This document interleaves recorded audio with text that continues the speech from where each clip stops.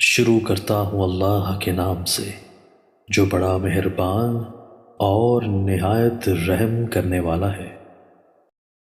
رسول اللہ صلی اللہ علیہ وآلہ وسلم نے فرمایا، تمہارا اس زمانہ میں کیا حال ہوگا جو عنقریب آنے والا ہے، جس میں لوگ چھانے جائیں گے، اچھے لوگ سب مر جائیں گے اور خراب لوگ باقی رہ جائیں گے۔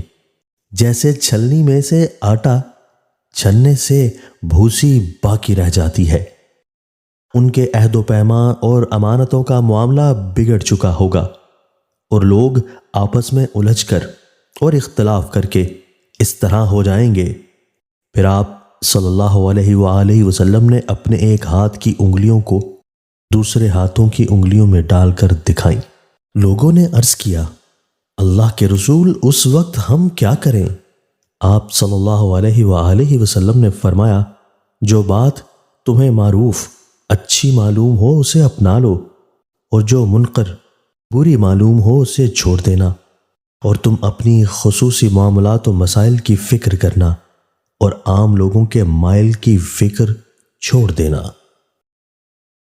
رسول اللہ صلی اللہ علیہ وآلہ وسلم نے فرمایا، میں جانتا ہوں اس کو جو سب سے آخر میں جہنم سے نکلے گا اور جنت میں سب سے آخر میں داخل ہوگا۔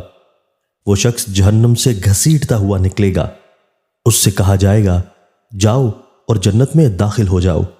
وہ جنت تک آئے گا تو اس کو لگے گا کہ وہ بھری ہوئی ہے۔ وہ لوٹ جائے گا، اس پر کہے گا، اے میرے رب، میں نے اس کو بھری ہوئی پایا۔ اللہ فرمائے گا، جاؤ اور جنت میں داخل ہو جاؤ۔ وہ جنت تک آئے گا اور اس کو بھری ہوئی سمجھ کر پھر واپس چلا جائے گا، لوٹ کر کہے گا، اے میرے رب، وہ تو بھری ہوئی ہے۔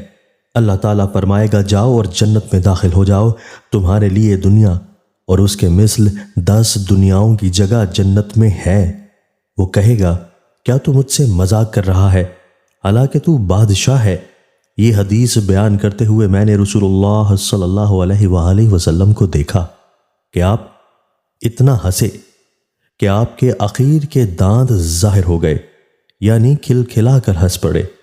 کہا جاتا ہے کہ یہ شخص جنتیوں میں سب سے کم درجے والا ہوگا۔